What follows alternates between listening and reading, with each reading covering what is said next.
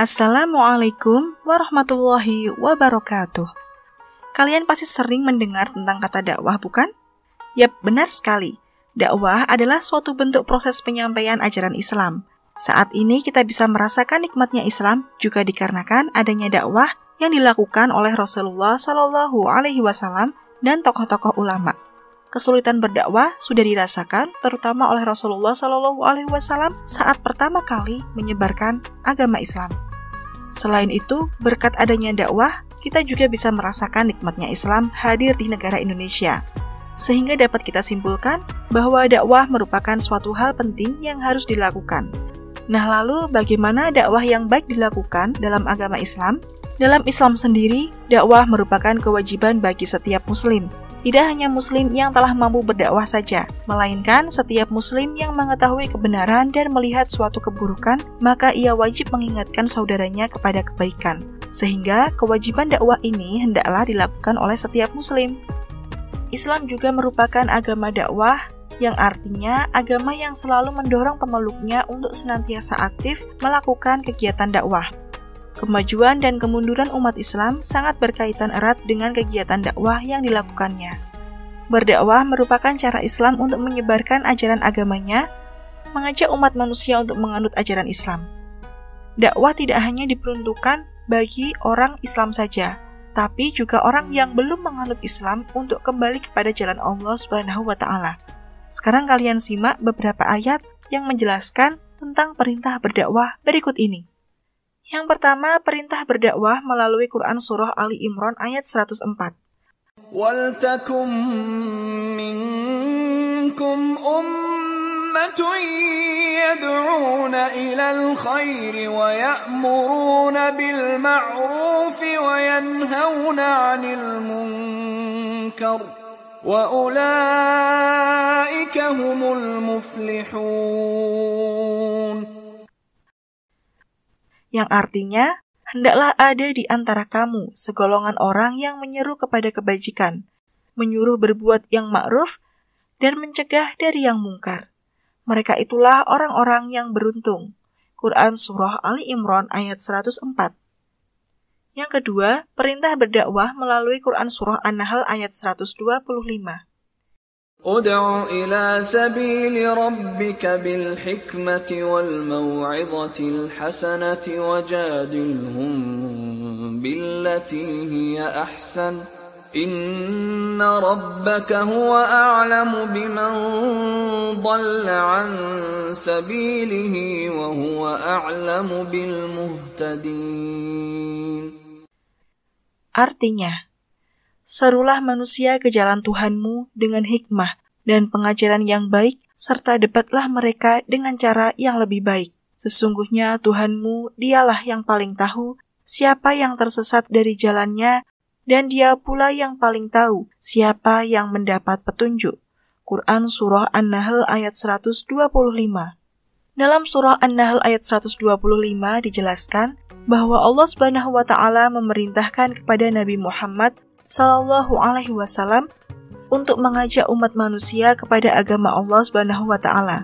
Terdapat beberapa metode yang dapat digunakan dalam berdakwah, di antaranya metode bil hikmah, mau'idhah hasanah, dan metode bil jidal.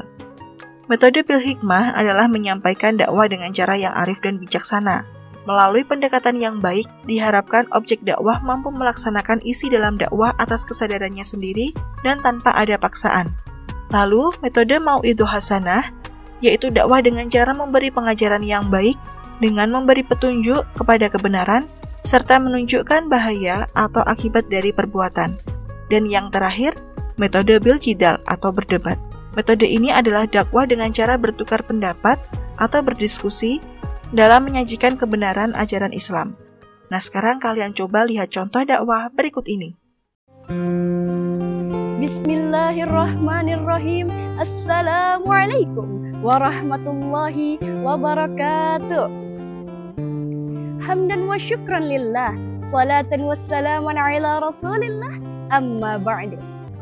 Hadirin wal hadirat rahimakumullah. Perkenalkan, nama saya Kansa Kurnia Bastian dari Kota Bekasi, Provinsi Jawa Barat, akan menyampaikan dakwah dengan judul bersatu dalam perbedaan. Indonesia adalah negara yang memiliki keragaman suku, budaya, adat, bahasa, dan lain sebagainya. Tetapi yang perlu sahabat IKA diketahui, keberagaman yang ada di Indonesia ini jangan sampai menimbulkan perpecahan. Jangan cuma gara-gara beda suku timbul kericuhan. Jangan cuma gara-gara beda agama saling menyalahkan. Jangan cuma gara-gara beda pendapat sama tetangganya malah diem-dieman seminggu.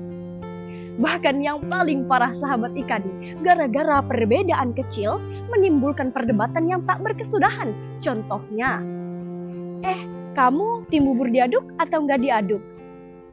Menimbulkan perdebatan yang tak berkesudahan. Na'udzubillahi min dzalik. Padahal Allah Subhanahu wa taala telah berfirman dalam Quran surah Al-Hujurat ayat 13.